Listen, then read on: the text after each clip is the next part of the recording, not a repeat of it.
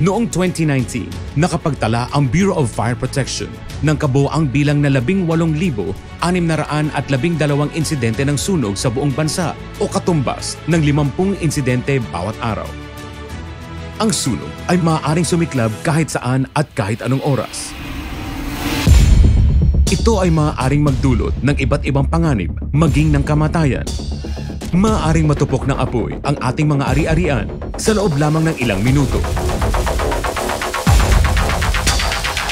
Upang ito ay maiwasan, ano ang dapat gawin? Ang bilang ng casualties sa isang sunog ay maaaring mabawasan na hanggang 80% kung mayroong fire extinguisher sa bawat gusali. Subalit ano nga ba ang fire extinguisher at bakit ito mahalaga? Sa pinakasimpleng termino nito, ang fire extinguisher ay gamit upang maapula o mapatay ang apoy. Ito ay portable o maaaring bitbitin. Ito ay naglalabas ng tubig, foam, gas o ibang material upang makatupok ng apoy. Alam niyo ba na ang fire extinguisher ay unang naimbento noong 1723?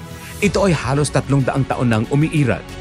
Ang kasalukuyang dry chemical na fire extinguisher ay inimbento ng British captain na si George William Manby noong 1818. Sa Pilipinas, ang pinakakaraniwang uri ng fire extinguisher ay ang dry chemical fire extinguisher. Ito ay may lamang monoammonium phosphate. Ito ay pulbos na ang kulay ay mapusyaw na dilaw. Ang nakasanayan nating fire extinguisher ay may hawakan, safety pin, mayroon din itong pressure gauge sa kanang bahagi, at ang discharge hose kung saan lumalabas ang kemikal. Sa loob nito ay may isang tubo at maliit na gas cylinder at ang dry chemical powder. Ito ay ginagamit para sa Class A, B, and C na sunog. Ano ba itong mga uri ng sunog? Sa Pilipinas, ito ang ginagamit natin upang mauri ang mga sunog. A. Sunog na maaaring magmula sa kahoy, papel, tela o basura. B. Sunog na maaaring magmula sa gasolina, langis, pintura at iba pang uri ng nasusunog na likido. C. Madalas nagsisimula sa short circuit ng mga electronic equipment. D. Apoy na sanhi ng combustible metals tulad ng mga flammable liquid na aluminum, magnesium at titanium. K. Apoy mula sa fats dulot ng deep fat fryers. Tingnan ng isang ordinaryong fire extinguisher. Makikita sa label ang mga titik na A, B at C.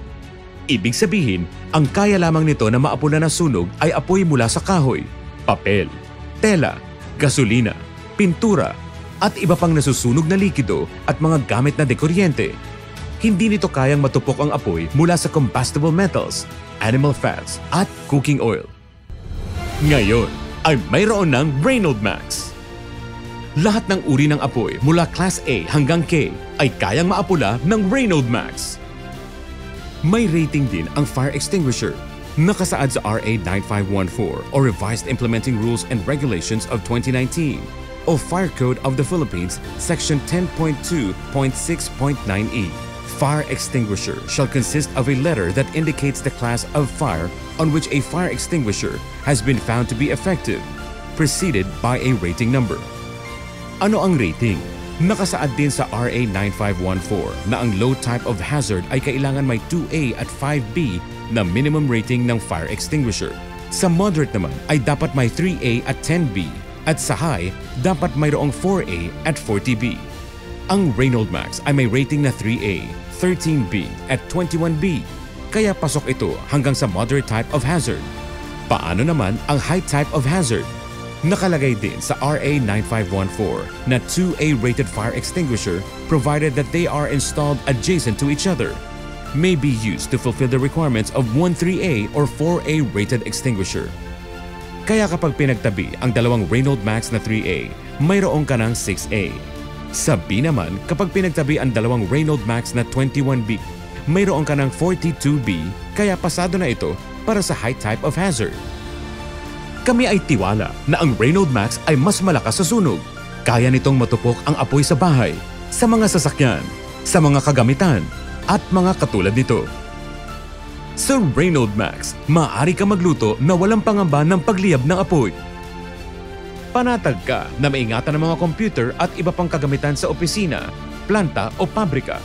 Maaari mo pa rin gamitin ang iyong kotse at hindi mo aalalahanin ang overheating dahil kaya ng Reynolds Max na maapula ang apoy. So Reynolds Max, ligtas ang iyong bahay, sasakyan at iba pang mahahalagang bagay. Kailangan ng fuel, oxygen at heat para makalikha ng apoy. Ito ang tinatawag na tetrahedron of fire o fire triangle. Ang ginagawa ng isang typical na fire extinguisher upang maapula ang apoy ay tinatanggal o pinapaunti nito ang oxygen. Gayunman, dahil ang oxygen ay nasa hangin, ang reignition o ang muling pagliyab ng apoy ay mangyayari kapag naubos ang laman ng fire extinguisher. Sa kabilang banda, maiiwasan ang reignition kapag ang gamit ay Reynolds Max dahil pinapalibutan nito ng nitrogen-propelled foam ang fuel o gatong at tinatanggal nito ang heat o init sa halip na puksain ang oxygen, na ang resulta ay mas ligtas at mas mabisang pamatay apoy. Nais mo pa ba ng dagdag na impormasyon tungkol sa Reynolds Max? At bakit kailangan Reynolds Max ang iyong piliin at hindi ang ibang ordinaryong fire extinguisher? Ang Reynolds Max Aerosol Fire Extinguisher Spray ay nagmula sa Lithuania na ginawa ng European Union. Naimbento noong 2012 na gumagamit ng nanotechnology, pinaliit, ngunit pinalakas. Hindi tulad ng traditional na fire extinguisher, hindi na kailangan na espesyal na pagsasanay upang magamit ang produktong ito. Ang Reynolds Max ay magaan at kayang gamitin ng bata at matanda. Buksan lamang ang takip at pagkatapos ay itutok ang nozzle sa apoy na may layong 3 metro tulad ng paghawak sa ordinaryong fire extinguisher. Pindutin ito at paligiran ng apoy hanggang ito ay matupok. Takpan pagkatapos gamitin. Maaari pang gamitin ang natira dito. Hindi tulad sa ordinaryong fire extinguisher na pagkatapos gamitin ay hindi na maaaring magamit ang tira. Ligtas gamitin ang Reynolds Max. Ibig sabihin, hindi mo kailangan mangamba na ito ay sasabog, hindi tulad ng tradisyonal na pamatay sunog. Tanghali ng March 13, makikita ang isang lalaking may tulak na kariton sa kahabaan ng Road 5 sa San Juan. Tumigil siya sa labas ng isang bahay. Maya-maya'y kitang lumapit si Jojo sa kariton. Kinuha niya ang isang fire extinguisher. Tinitigan niya ito, hinawakan ng 2 kamay at saka malakas na sumabog. Ayon sa kapatid ni Jojo, nalaslas ang kanyang leeg at nabali ang buto sa batok. Lumalabas sa investigasyon na ang ilalim ng fire extinguisher ang sumabog. Kalawangin at may mga sugat na ang canister ng fire extinguisher kaya hindi na dapat gamitin. Na-imagine mo ba yung isang gulong na sa isang truck na sumabog that can even throw people away? Ganun ka lakas, no? Yung pressure. Ayon sa BFP, may fire extinguisher na tumatagal lang ng 2 hanggang 5 taon. Meron namang taon-taon ay kailangang ipatingin sa manufacturer. Ang Reynolds Max ay sinertipikahan ng MPA Dresden sa isang laboratorio sa Germany. Ang laman ng pamatay sunog na ito ay gawa sa Europa na nakatugon sa ISO quality standards. Kinikilala rin ng TÜV ang Reynolds Max bilang pasado sa standards ng Philippine Fire Code na tayo lang ang alternatibo. Yung pag merong fire extinguisher sa house, kahit maliit pa lang, agad-agad, first responder dahil mode. extinguisher ang pinag-uusapan, ma'am, gusto ko lang ihayag sa kanila na meron tayong memo na ibinaba na yung mga new technology na lumabas na mga fire extinguisher na is kapag meron yan third-party certification na sinasabing may rating yan. Yung naitanong ko sa inyo. Oo, may mga rating yan. Wala naman tayo magagawa doon kasi new technology yan. Correct. Pwede natin i-accept. Kaya nasanay lang po tayo doon sa tinatawag na traditional na 10 pounds na fire extinguisher. Yes, okay. So we are welcoming mga ganon na technology. Okay. Maliit ang Reynolds Max, subalit mabisa ito na pamatay sunog sa maraming uri ng apoy. Ito ay higit sa 3 beses na malakas ang ordinaryong fire extinguisher. Wala itong yearly refill sa loob ng 5 taon. Tingnan ang iba pang international certifications na nakuha ng Reynolds Max. Kung pag-uusapan naman ang kalidad, hindi naman kailangan ang maintenance sa Reynolds Max. Walang pagbabara ang hose, walang magiging depekto o tagas, at walang pagkupas ng label o corrosion. Hindi mo na kailangan gumastos pa taon-taon para sa refill. Ginagantirihan namin na hindi ito kailangan ng refill. Ang galing, di ba? Kung ang pag-uusapan ay husay sa pagpuksa ng apoy, sa karaniwang fire extinguisher, kahit may label o kahit gaano man ito kalaki, kapag ginamit o binuksan mo ito, Ito ay madaling kapitan ng kalawang kung ito ay magiging maalikabok. Ito ay nakakalason at highly explosive o sumasabog. Ang karaniwang fire extinguisher ay mas malaki at mas mabigat kumpara sa magaan na Reynolds Max. Maaari itong gamitin kung kinakailangan. Kung may maliit na apoy, maaari itong patayin gamit ang Reynolds Max. Pagkatapos ay takpan itong muli. Itabi at gamitin muli kung kinakailangan. Hindi ito nangangalawang. Ito ay portable at napakadaling gamitin.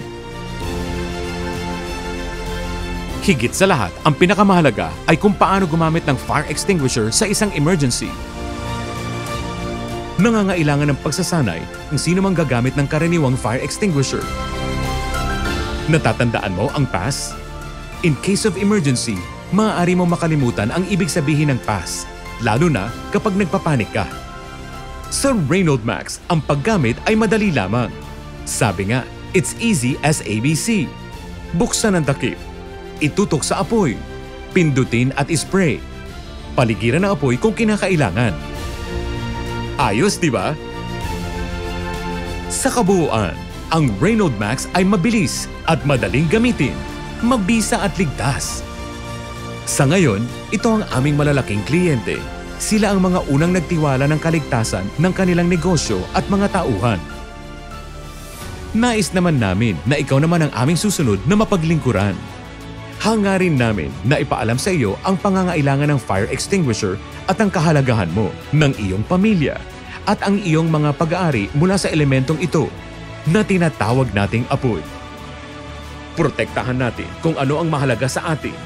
Dahil sa apoy, ang lahat ay maaaring maglaho sa ilang segundo. Ang fire extinguisher ay ang unang linya ng depensa kapag may sunog. Ang pagiging handa ay makakapagligtas ng iyong buhay at ng inyong mga mahal sa buhay. Ang fire extinguisher ay maaaring maging isang tagapagligtas ng buhay, kaya upang maging ligtas, gumamit ng Reynolds Max.